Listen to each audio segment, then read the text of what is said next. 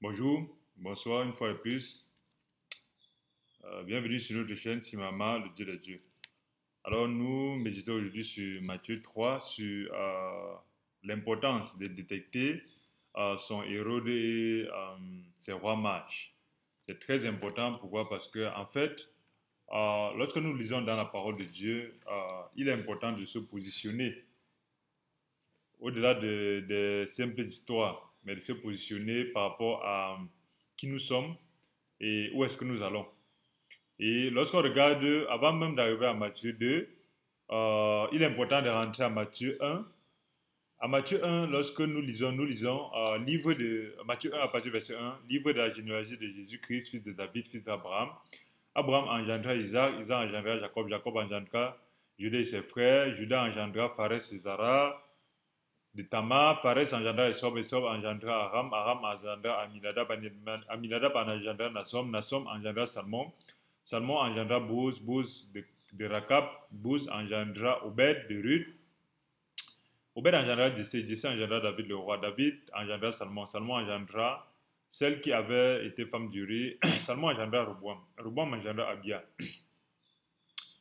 Abia engendra Asa, Asa engendra Josaphat, Josaphat engendra Joram, Joram engendra Ozias, Ozias engendra Jotam, Jotam engendra Akaz, Akaz engendra Ézéchias, Ézéchias engendra Manassé, Manassé engendra Amon, Amon engendra Josias, Josias engendra Jéconias et ses frères lors de la transportation de Babylone. Et après la transportation de Babylone, Jéconias engendra Salatiel, Salatiel engendra Zorobabel, Zorobabel engendra Abiud, Abiud engendra Eliakim, Eliakim engendra Azo, Azo engendra Sadok, Sadok engendra Akim, Akim engendra Eliud.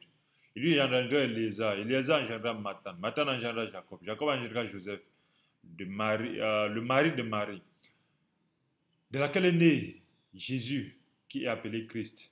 Toutes les générations depuis Abraham jusqu'à David sont donc de 14 générations, et depuis David jusqu'à la transportation de Babylone, 14 générations, depuis la transportation de Babylone jusqu'à Christ, 14 générations. Alors lorsque nous lisons cela, en réalité, moi particulièrement, lorsque je lisais toutes les parties de la Bible, on parle de génération, c'était un peu barbant. Et je me dis à quoi ça me sert tout ça? À quoi ça se situe? À quoi ça me sert de savoir toutes ces généalogies-là? Je n'ai pas besoin de cela. Effectivement, on a l'impression qu'on n'en a pas besoin jusqu'à ce qu'on se rend compte que les messages de Dieu qu'il donne sont des messages atemporels. Ce sont des messages qui structurent la sociologie humaine. La sociologie humaine nous impose qu'un être humain qui ne sait pas d'où il vient, en réalité, va toujours être facilement zombifié et zombifiable que les autres. En réalité, lorsqu'on regarde le film Racine, avec l'acteur Kunta Kinte, c'est un élément vrai qui montre l'histoire d'un esclave qu'on a pris sur la côte du Ghana pour les États-Unis. Particulièrement, ce qu'on fait, c'est que ces gens-là qui prenaient des esclaves, ce qu'ils faisaient à la base, c'était de déstructurer l'origine, les cultures, les racines de l'esclave. Lorsqu'on déstructure l'origine, les cultures, les racines de l'esclave, on peut imposer un autre type de personnes qui fait en fait que un lion, lorsqu'on déstructure ce qui fait de lui un lion, son origine, son environnement, on le déstructure, il peut se retrouver en train de fonctionner comme un chat. Naturellement, il peut être même convaincu qu'il est un chat, parce que jusqu'à un certain point, il va se dire, effectivement, je bois du lait, parce que depuis que je suis né, je ne bois que du lait. Et il va oublier qu'il est un lion, le roi de la savane. Parce qu'en réalité, Kunta Kinte, ce qui se passe, c'est que le premier élément qui fait qu'on le fouette de façon très, très aiguë, c'est qu'on lui donne un nouveau nom. Et on lui dit de prononcer ce nouveau nom, il refuse, et chaque fois qu'il refuse, on lui donne des coups de fouet sur le dos, parce qu'il veut rester à son nom Kunta, Kunta Kinte. Alors, c'est important de comprendre que lorsque tu perds, lorsque les Africains ont perdu d'où ils venaient, ils ont perdu leur origine, ils ont perdu en réalité qu'ils étaient des peuples avec des spécificités. Lorsqu'ils sont arrivés aux États-Unis, vous avez vu comme ils sont devenus des gens qui ne sont ni blancs ni noirs. Ils ne sont ni africains, ils ne sont ni occidentaux. C'est ça qui permet en fait qu'ils sont dans le rap, dans les fausses choses, dans les gangs, dans les trucs. Et même lorsqu'ils sont intelligents et multimilliardaires, leur capacité, c'est être comme les milliardaires blancs. Leur capacité, c'est être comme les millionnaires blancs. Lorsqu'ils ont des grands doctorats, ils ont inventé des choses aux États-Unis. Vous voyez, les Noirs américains, lorsqu'ils ont des grands doctorats, ils ont inventé des choses. Ils veulent en fait être comme des grands docteurs, des grands professeurs blancs. Ils veulent être comme des grands milliardaires blancs. Ils veulent construire des maisons comme les blancs. Ils veulent avoir des voitures comme les blancs. Ils veulent avoir la culture comme les blancs. Et c'est ça qui fait en fait que lorsqu'on a déstructuré un être humain, il ne sait plus d'où il vient. Il se pose plus la question, originellement, en tant que noir, de quoi j'ai ma richesse? De quoi est-ce que je tire ma royauté? De quoi est-ce que je tire ma grandeur? À ce moment, ces milliards, il va mettre ça pour structurer une vie comme à l'origine nos ancêtres faisaient. Il va structurer sa société, sa famille. C'est pour ça qu'il prêche les choses des blancs plus que les blancs. Il prêche les trucs des hommes avec l'homme plus que les blancs. Il prêche les trucs des monogamies plus que les blancs. Il prêche les trucs de vivre pour soi-même plus que les blancs. En tout cas, c'est pour dire que lorsqu'on a oublié son origine, lorsqu'on ne sait pas d'où on vient, on est facilement manipulable. Observez ces jeunes, que ce soit filles ou hommes, lorsque l'un jeune ne peut pas reconnaître en fait jusqu'à où est-ce qu'il est connecté. Pas au niveau de ces histoires où les gens essaient de dire ancêtre, ancêtre. Ancêtre, ça ne veut absolument rien dire. Dans 100 ans, je serai l'ancêtre des gens. Dans 100 ans, ce fou-là qui est en route serait l'ancêtre des gens. Dans 100 ans, ce voleur qui vole des milliards alors que les gens meurent dans les hôpitaux, il serait des ancêtres des gens. Dans 100 ans, ces hommes politiciens qui tuent des êtres humains pour rester au pouvoir seront des ancêtres des gens. Dans 100 ans, ce sorcier-là qu'on est en train qui détruit tout le monde serait des ancêtres des gens. Dans 100 ans, cette personne qui dans la famille a tellement la bile, tellement la colère, tellement le noir cœur que rien ne peut se passer dans la famille sans qu'il ne mette sa bouche, sans qu'il... Ce serait l'ancêtre des gens. Donc, ce n'est plus une question d'ancêtre, c'est une question de quelle est la racine qui te donne la valeur sur cette terre et ceux qui ont vécu avant toi ont prôné cette racine-là. C'est ça qu'on dit en réalité, d'où est-ce que tu viens. Donc, réellement, lorsqu'on lit la Bible, on a l'impression que ces éléments-là ne sont pas importants, de savoir qui est né après qui est né avant qui, d'où est-ce que je viens. Jusqu'à ce qu'on se rende compte que si tu ne découvres pas ça, tu ne vas pas découvrir en réalité ta royauté. La particularité des rois, c'est qu'ils savent exactement leur lignée. Les chrétiens sont des rois, les fils du Dieu très haut, les fils du Dieu très saint. Ce ne sont pas des personnes qui partent à l'église seulement. Parce que hier, j'ai discuté avec un frère qui en réalité me disait justement, vous les chrétiens. Parce qu'il me voyait boire une bouteille. Lors d'une réunion, on m'a donné une bouteille de bière. Et sachant que je suis justement un disciple de Christ, il se disait, mais pourquoi est-ce que tu goûtes à cette bière? Je lui ai dit, non, je ne suis pas comme les zombifiés qui vont vous dire qu'il ne faut pas goûter à l'alcool. Non. Je lui ai dit en réalité que la Bible n'interdit pas de boire de l'alcool. Des gens frustrés, zombifiés, religieux vont venir faire des débats là-dessus, mais ce n'est pas important. Ce n'est pas de ça qu'il s'agit. Mais c'est de dire, en réalité, la Bible n'interdit pas de boire de l'alcool. La Bible ne dit pas de prendre du plaisir à boire de l'alcool.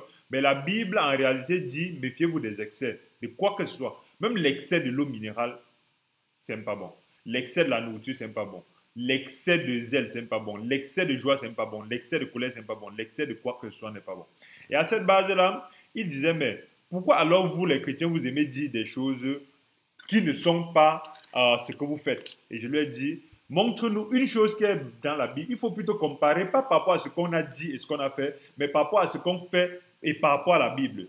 Donc le standard n'est pas que tu as dit A et tu as fait B, mais le standard est la Bible dit A et tu fais B.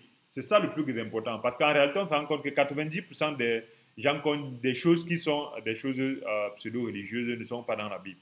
Les gens ont décrit, ils ont créé leur système, ils ont mis ça sur la Bible et ils ont imposé dans la tête des gens disant que c'est Dieu qui l'a dit, c'est Dieu qui a défini comme ça. Alors la généalogie est très importante parce que si tu es un chrétien, tu es le fils du roi des rois et tu es le descendant d'un roi direct. Le roi est une personne qui ne laisse pas ses enfants vivre n'importe quel type de vie. Et les enfants d'un roi savent exactement d'où ils viennent. On ne peut pas être un enfant de roi, on ne peut pas se situer. Un roi, quel qu'il soit, est capable de se situer. Voilà d'où nous venons. Voilà la lignée dans laquelle je viens. Voilà qui était avant moi, qui était avant cette personne-là, qui était avant, ainsi de suite. Les rois sont capables de monter comme ça. Un chrétien qui est justement dans la lignée sacerdotale de Melchisedec doit pouvoir remonter jusqu'à savoir exactement d'où il vient. Mais les chrétiens religieux qui sont à l'église, ils cherchent le pasteur, ils partent là-bas pour que Dieu résout leurs péchés. Là, c'est autre chose. Et dans ce cas, il est important de savoir que si tu ne peux pas reconnaître ta lignée et remonter jusqu'à te reconnecter à Dieu à travers d'où tu viens, on va toujours te dire, tu es le descendant d'un fou et tu n'auras pas de preuve de dire ce n'est pas le cas. On va te dire tu es le descendant d'un malade mental, tu n'auras, puisque toi tu ne sais pas. Et c'est tout plus facile. Regardez ces jeunes-là qui sont élevés en ville, qui sont élevés aujourd'hui, je ne sais pas où, en Occident, et ils viennent parler de l'Afrique, ou je ne sais pas, ils sont élevés en ville, ils viennent parler des choses. En réalité, ces jeunes-là, quand tu lui demandes, mais où est ton village, ils ne connaissent même pas ton village. Et même lorsqu'il connaît son village, il ne connaît même pas qui était son grand-père. Et d'où est-ce qu'est venu son grand-père. Et d'où est-ce qu'il est lié, jusqu'à ainsi de suite en montant. En réalité, nous, à l'ouest du Cameroun, moi particulièrement, je suis... par rapport à d'où nous venons, nous sommes les descendants Balati. C'est un peuple venu de la Nubie qui s'est installé au nord du Cameroun et qui est descendu jusqu'au plateau à l'ouest, dans le Gasfield. Et ils sont descendus sous l'autorité de Yende, qui à sa mort a eu 3 enfants, Gosso, Chareyen, Charé et Ndé. Et en fait, c'est de ces 3 groupements que viennent en fait les Bamoun, nos frères du nord-ouest, et toutes les peuplades de l'ouest, Bafsam et Balin et tout le reste. Bref, à partir de là, dans le village en lui-même, je suis capable de me situer parce que nous descendons du 12e roi. En tout cas, c'est pour dire que tout être humain devrait savoir exactement d'où il vient et d'où il se reconnecte à partir d'où, en réalité, il est capable de savoir de quel type, de quelle lignée il est. Et c'est très important pour cela. Ça nous amène donc à ce que lorsqu'on lit des généalogies, la généalogie est donc une chaîne. La généalogie est donc chaque personne considérée une généalogie est en fait le nœud d'une chaîne qui te permet en fait de te connecter à une racine très très forte qui te tire vers l'avant, vers l'excellence. La chaîne de la généalogie de tes grands-parents, de tes parents, de tes ancêtres te tire vers une certaine excellence. Parce que tu veux les suivre. Ils ont défini le canevas, ils ont défini la chaîne. La chaîne est souple. Mais la chaîne, quelle que soit sa souplesse, est toujours capable de t'attacher quelque part. La chaîne te protège du vent qui peut t'emporter. La chaîne te protège de... Le vent, c'est les forces spatiales, qu'on peut définir comme les forces spirituelles. La chaîne t'attache à tes fondations solides pour que ces forces spirituelles et spatiales-là ne te tirent pas pour aller n'importe où avec toi et pour te jeter dans le désert parce que tu es connecté à la chaîne de d'où tu viens.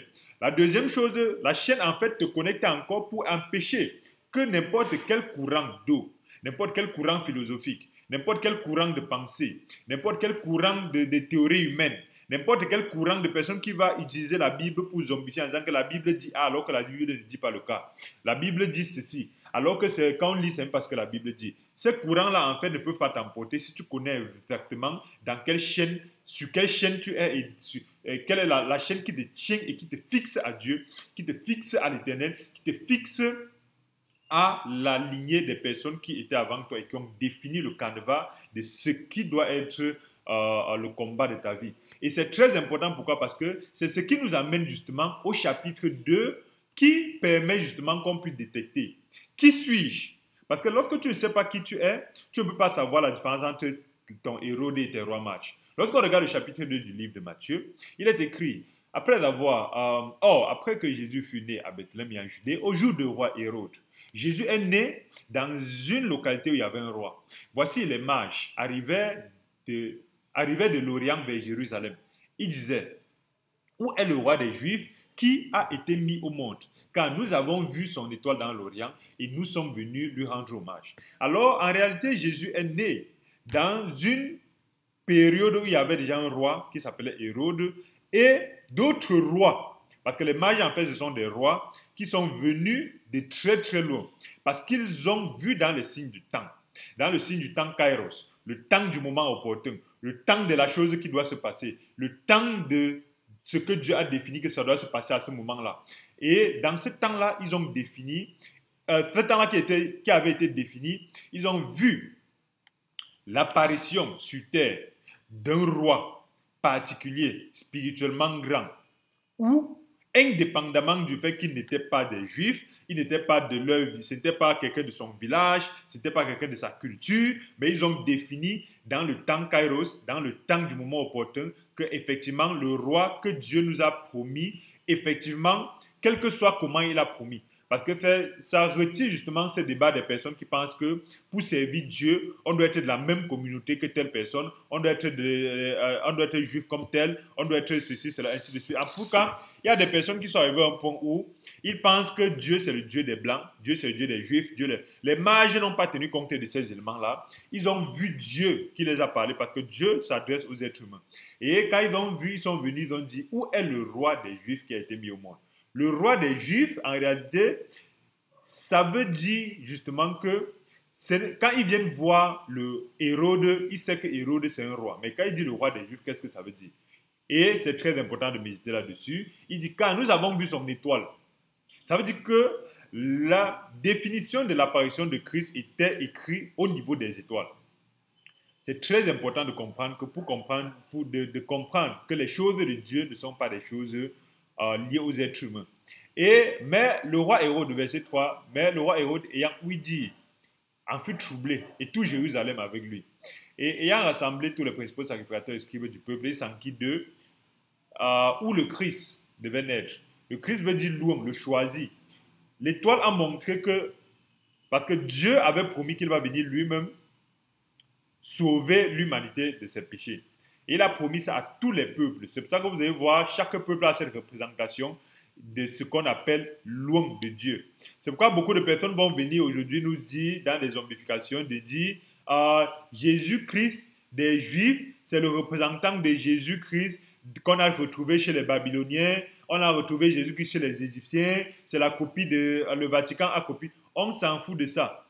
En réalité, tous les peuples ont toujours su que l'Éternel qui a créé le ciel et la terre est celui-là qui va venir au milieu d'eux à un moment donné pour pouvoir réconcilier.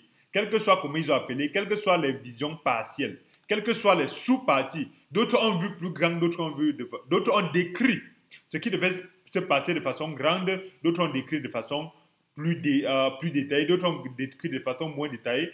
Mais quel qu'en soit lambda, Adam, qui est le premier être humain formé, et tout le monde le reconnaît dans tous les peuples, en réalité, lorsqu'il pleurait beaucoup, lorsqu'il était chassé d'Éden, et sont les livres apocryphes qui le définissent, même le testament d'Adam aussi, c'est écrit là-dedans, lorsqu'il pleurait beaucoup, lorsque Dieu l'a chassé d'Éden, par compassion, Dieu lui a dit, Adam ne pleure plus, parce qu'il venait chaque fois à la porte d'Éden, parce que c'était le seul endroit qu'il connaissait.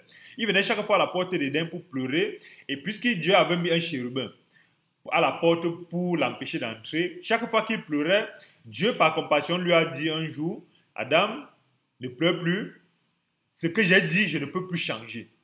Quand je parle, je ne peux plus changer, mais je te promets que dans 4 ans et demi, je te promets que moi-même, je viendrai régler ce problème sous forme humaine. Et je vais réconcilier ce que tu as fait, toi et tes descendants, avec moi-même, pour que tu puisses encore avoir accès à moi. Et c'est ça justement qui fait que tous les peuples, à partir d'Adam, ont toujours su qu'il devait avoir justement quelqu'un qui devait venir plus tard et être celui-là qui réconcilie l'humanité à Dieu. C'est ce qu'on appelle donc Ouam. Ouam, Christ, en fait, ça veut dire l'Ouam. Christ, en fait, vient de Machia. Machia, c'est comme le choisi. Machia, c'est le choisi de Dieu. Et quels que soient les noms qu'on peut donner, les peuples ont toujours attendu le Ouam. Et justement, on se rend compte que les rois mages, lorsqu'ils sont venus, les rois mages sont des personnes qui avaient de la connaissance de Dieu. Il y avait des pouvoirs. Et des peuples ont peut-être, n'ont pas peut-être eu toute la quintessence de ce qu'on peut appeler la parole de Dieu, mais les peuples ont toujours connu Dieu. Et mages, c'est des mages qu'on a tirés magiciens.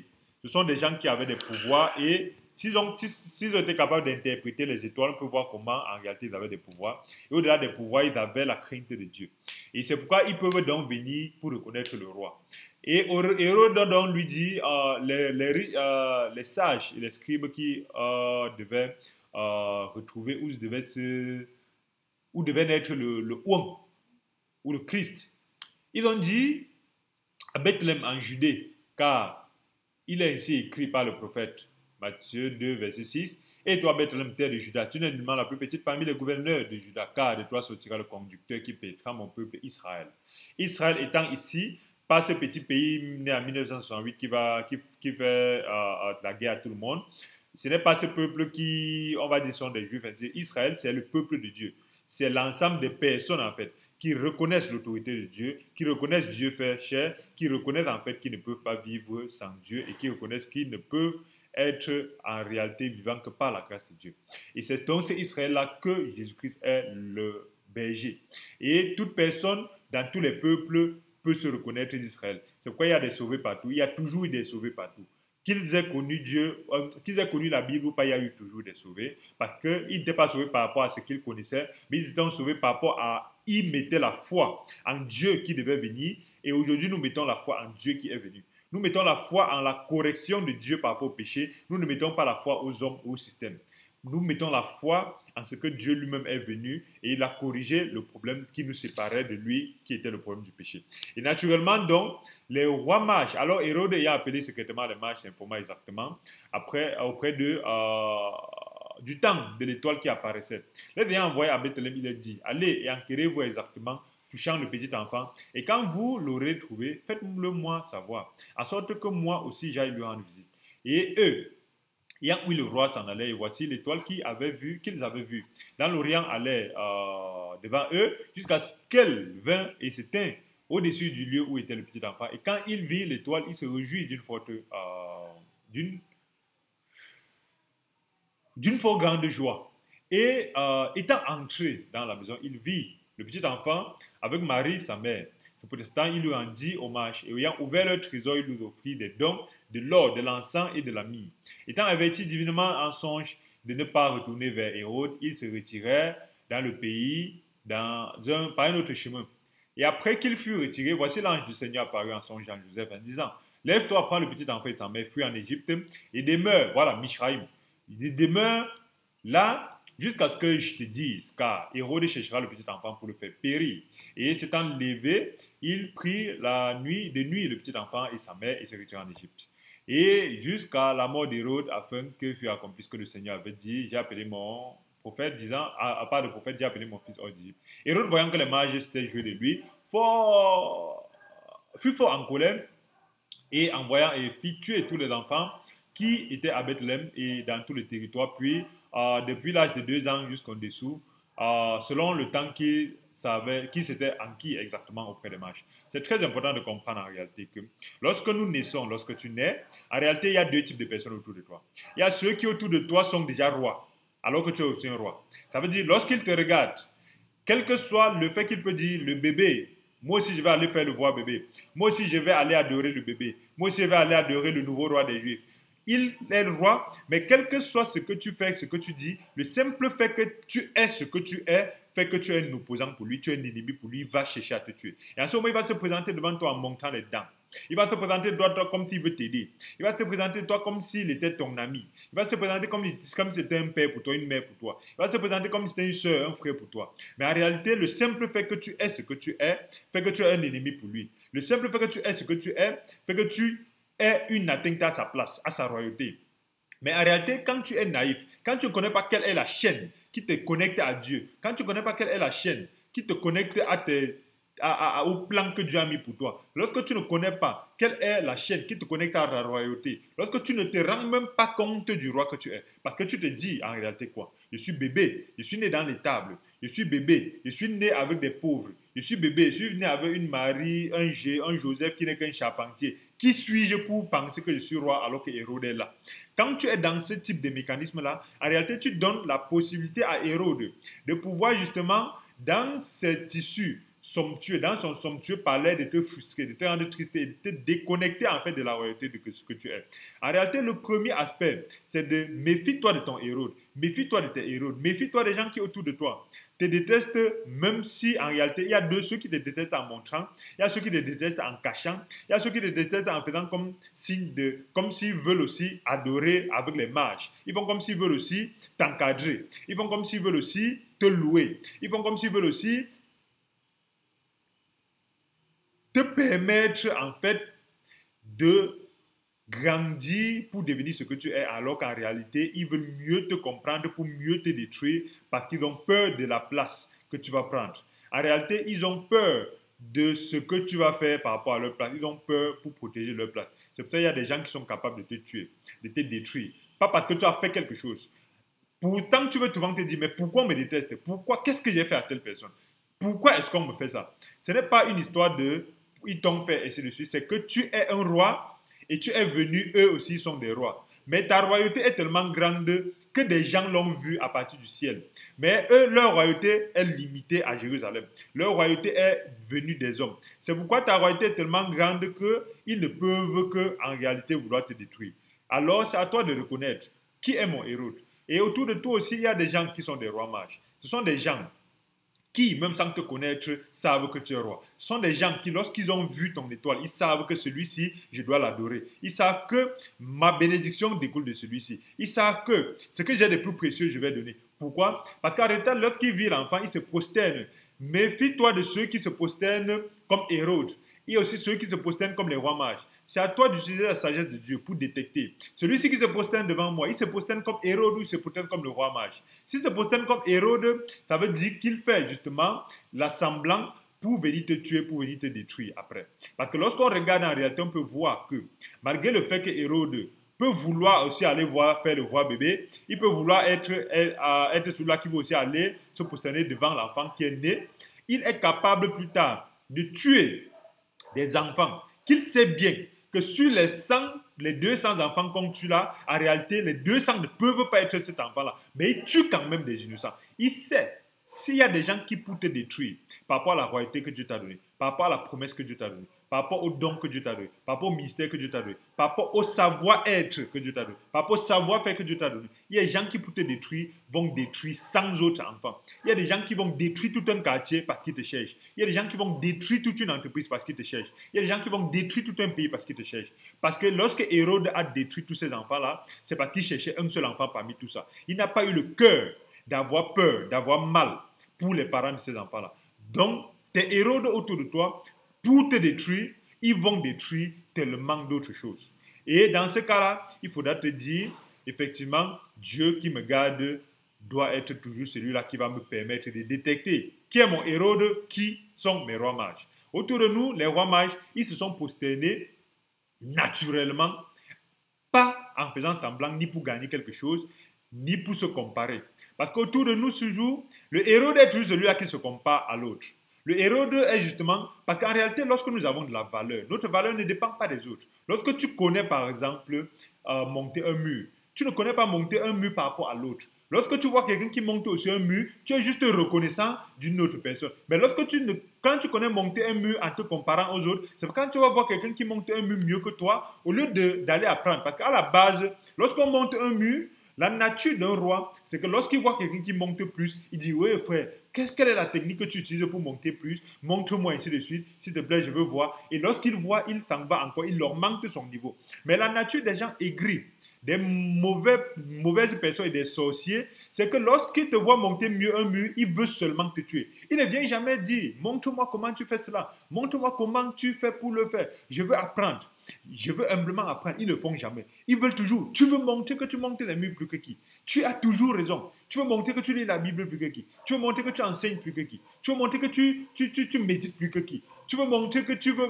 Et c'est comme ça qu'ils vont aller te retrouver en train d'empoisonner, en train de faire des choses, en train d'avoir l'hypertension, en train de monter les gens. Parce qu'ils vont dire, est-ce que tu vois telle personne, il aime trop monter. Est-ce que tu sais qu'il aime monter, qu'il monte les murs comme ça là? Hier, il est allé là-bas gagner un marché que c'est moi qui devais gagner. Alors qu'en réalité, tu as juste monté un mur, quelqu'un a vu, la personne était intéressée. Si lui aussi, il prend la peine d'apprendre. Hérode a une particularité, c'est qu'il pense que comme il est d'un roi, c'est suffisant.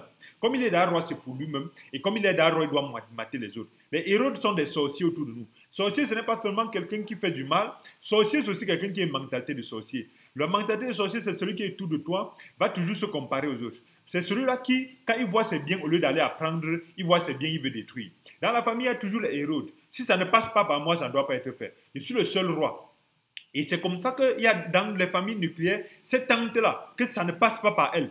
Ça ne doit pas marcher. Si on ne vient pas les voir, on ne peut rien faire. Ces oncles-là, si on ne les voit pas, on ne peut rien faire. Si on ne passe pas par eux, on ne peut rien faire. Ce sont des héros des sorciers. Ils ne se rendent pas compte que justement, ils ont seulement marché 100 ans. Et qu'après eux, cette même famille-là va continuer. Et que ce ne serait que la honte parce qu'on va dire qu'ici, il y avait une tata, une maman, un tonton qui était tellement méchant que les choses, quand ça ne passait pas par eux. Alors que justement, quand tu es celui-là qui est capable d'apprendre, on dit ici, il y avait un tonton qui était toujours humble, qui apprenait toujours et qui donnait toujours la valeur à l'être humain. Hérode est celui-là qui, lorsqu'il a la royauté, il garde pour lui-même. Il ne veut pas qu'une autre personne vienne le concurrencer. Hérode est celui-là qui ne peut jamais, à un moment donné, tu ne peux jamais rencontrer Hérode en train de donner de l'or, de l'encens et de la mie à une autre personne. Parce que pour lui, c'est lui qui doit recevoir l'or. Hérode, dans les familles, dans la vie, dans le corps de Christ, c'est toujours celui-là que c'est moi qui dois recevoir l'or. C'est à moi qui mérite, c'est moi qui mérite l'or. C'est moi qui mérite l'encens. C'est à moi que, même s'il n'a pas le courage de le dire ouvertement, dans sa manière de se comporter, c'est que c'est moi qui devais avoir ça. C'est moi qui devais être dans telle place. C'est moi qui devais prêcher tel message. C'est moi qui devais méditer sur telle chose. C'est moi qui devais prier. C'est moi qui devais, c'est moi qui devais. Alors qu'en réalité, lorsqu'on est dans la mentalité des rois mages, on se dit, l'or que j'ai, je le donne aux autres. L'encens que j'ai, je le donne aux autres. Hérode ne pouvait pas quitter d'un pays pour aller d'un autre adorer un roi. Jamais. Ça veut dire, même souvent, autour de nous, détectons souvent nos rois mages. Pourquoi? Parce que notre personne qui est autour de nous peut ne pas avoir quelque chose à nous donner. Il peut ne pas avoir de l'argent, ne pas avoir, mais il a toujours la présence d'être là compatissant. Il a toujours la présence d'être là quand tu en as besoin. Il a toujours la présence, il est capable, si tu lui dis, je suis dans un autre pays, je suis dans une autre ville, il est capable même sans rien, prendre son transport, marcher, venir te voir. Il est capable sans rien, prendre ses pieds, marcher, venir te voir. Il est capable même sans rien, capable de t'exhorter, de prendre ses pieds, venir, même s'il n'a pas l'eau, il a l'encens. Et il y a d'autres rois mages qui autour de toi sont capables de marcher et de venir te soutenir. Autour de toi, il y a des gens qui pensent que c'est moi qui dois toujours recevoir, c'est moi qui dois toujours avoir. Ils savent être là avec la bouche. Vous voyez aussi, la mentalité de Hérode, c'est quoi? Hérode, c'est un bon verbeur. C'est un bon verbeux. Il a la bonne bouche, il a la bouche mielleuse, au point de pouvoir tromper les rois mages. Pourtant, ce sont des rois qui font de la magie. Ce sont des rois qui ont des pouvoirs. Mais il est capable de leur parler le bon verbe jusqu'à ce qu'ils croient. Si l'ange n'était pas venu leur dire que non, effectivement, ça c'est un verbeur, il devait justement être celui-là qui en rentrant devait dire à Hérode, nous avons vu le roi, pendant que nous partons, va aussi l'adorer et c'est comme ça qu'il devait aller les tuer. Parce qu'il parle tellement bien. Autour de nous, il y a des Hérodes qui vont toujours essayer de te faire croire qui sont là pour ton bien, ce qu'ils font là c'est pour ton bien, c'est parce qu'ils t'aiment trop et ils t'assistent toujours à distance. Vous allez voir, tu ne vas jamais les voir quand tu as un souci. Tu ne vas jamais voir leur aide.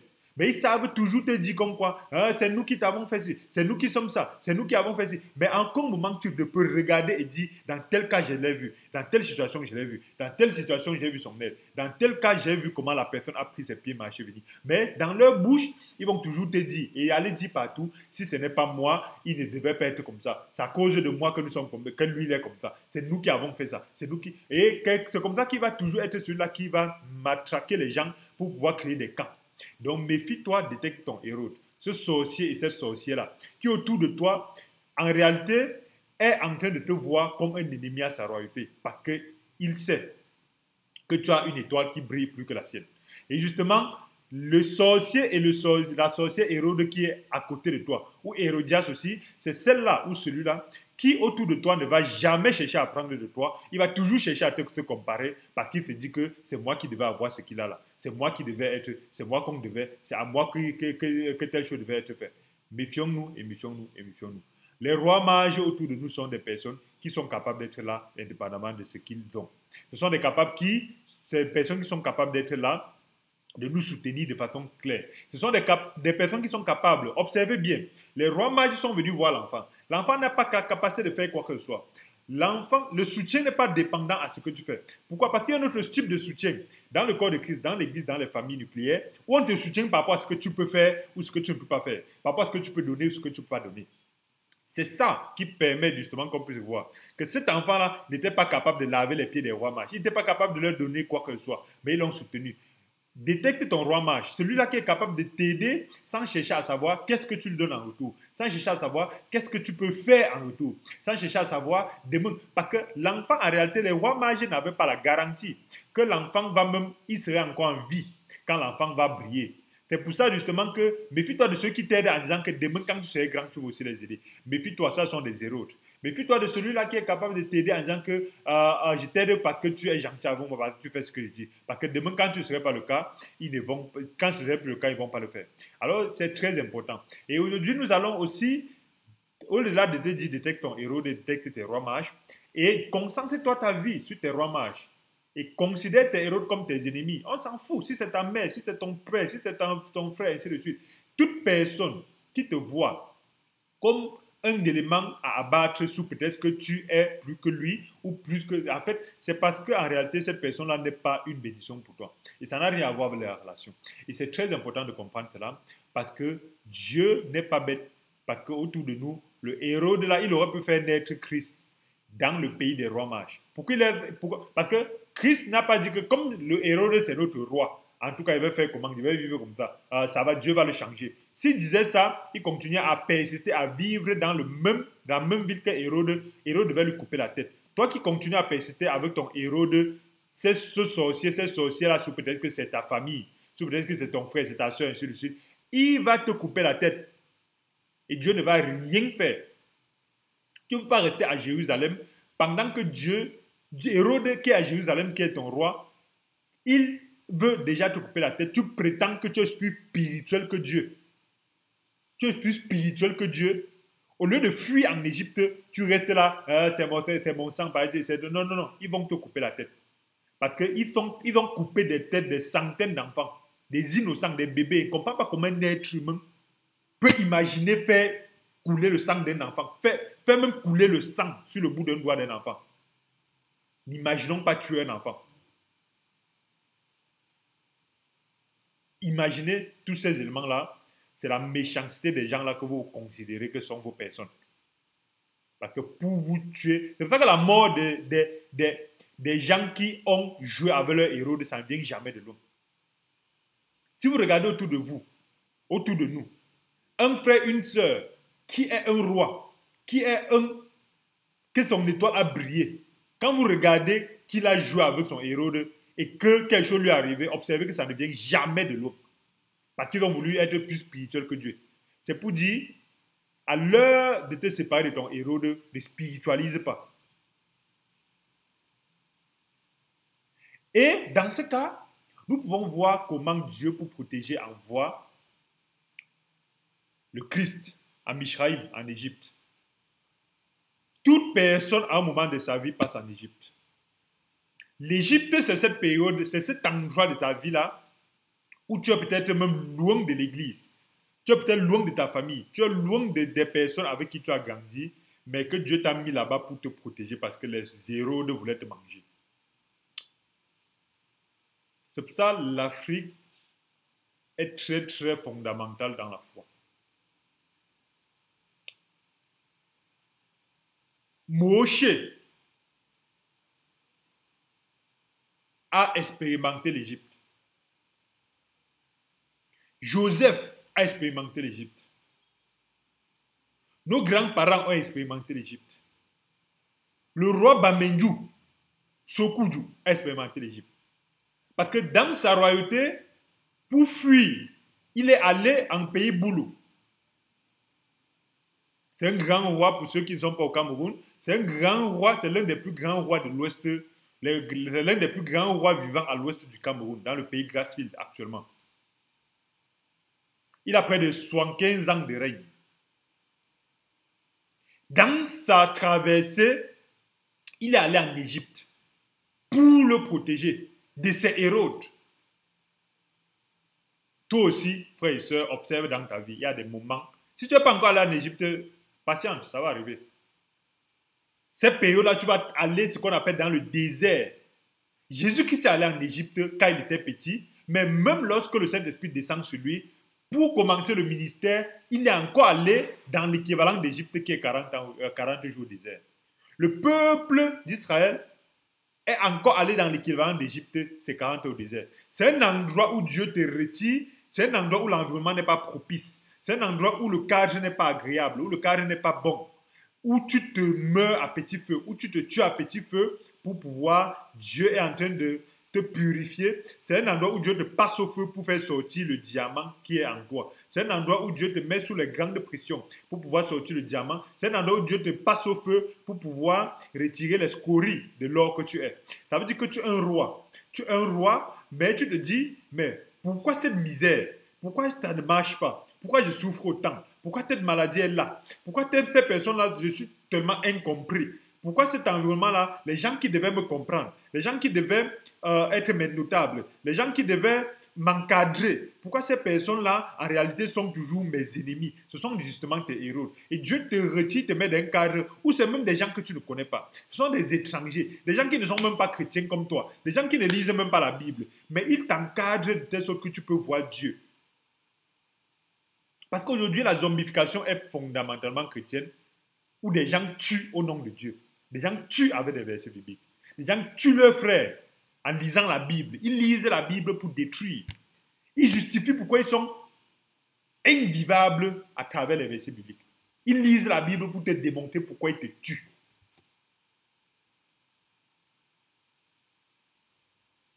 Ils justifient la fracture, pourquoi ils se divisent des gens. Ils divisent l'Église, ils divisent le corps de Christ.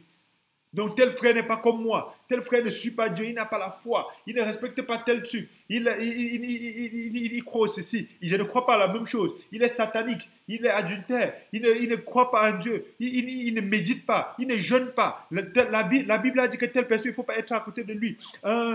Jésus a insulté, puis il a dit arrête de moi Satan. Alors c'est pourquoi je peux l'insulter aussi, il dit arrête de moi Satan. On a coupé l'oreille de Malthus, c'est comme aussi on peut couper l'oreille. Dieu a dit que si ta main a une occasion de chute, tu coupes. C'est pour ça que je coupe tel frère, je coupe telle soeur. C'est pourquoi je me soigne, je m'éloigne d'eux. Parce que Dieu a dit que si ton œil a une occasion de chute, c'est pour ça que même si ce frère-là est mon œil, je le retire, je le jette. Parce que voilà où on est arrivé. Mais n'aie pas peur quand ce type de personnes-là, ces zombies-là utilisent la parole de Dieu pour faire des fractures.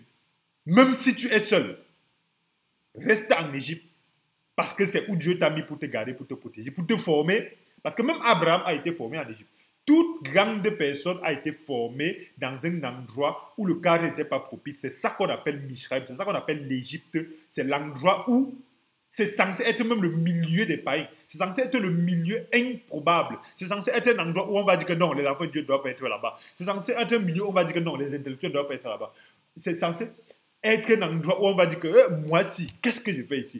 Mais c'est là-bas que Dieu a mis pour te former. Parce que Dieu veut tuer en toi le cœur de bien faire, le cœur de la religion. Dieu veut tuer en toi le cœur de ça doit être comme ça. Dieu veut tuer en toi le cœur de je suis blanc comme neige et je ne marche qu'à les blancs comme neige. Dieu veut que tu puisses apprendre à percevoir que tout être humain qu'il a envoyé sur cette terre est sa créature et qu'il l'utilise à son mission.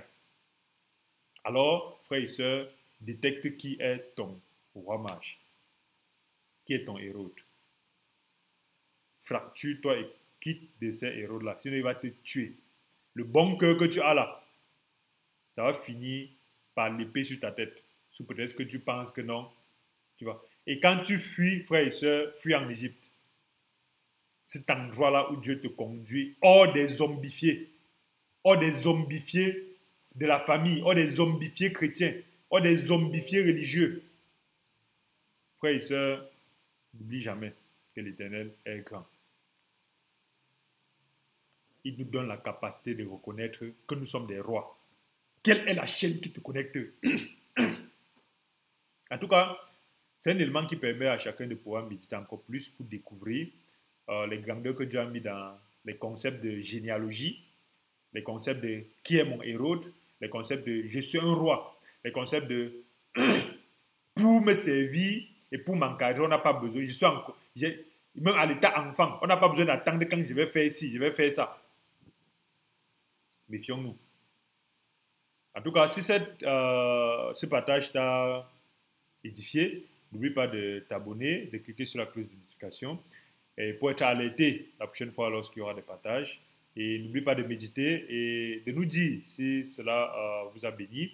De partager, ça peut bénir notre frère. N'oubliez pas de partager justement dans Matthieu, de lire et de partager autour de soi si Dieu vous a inspiré, si Dieu t'a inspiré encore un message. Et merci et à bientôt.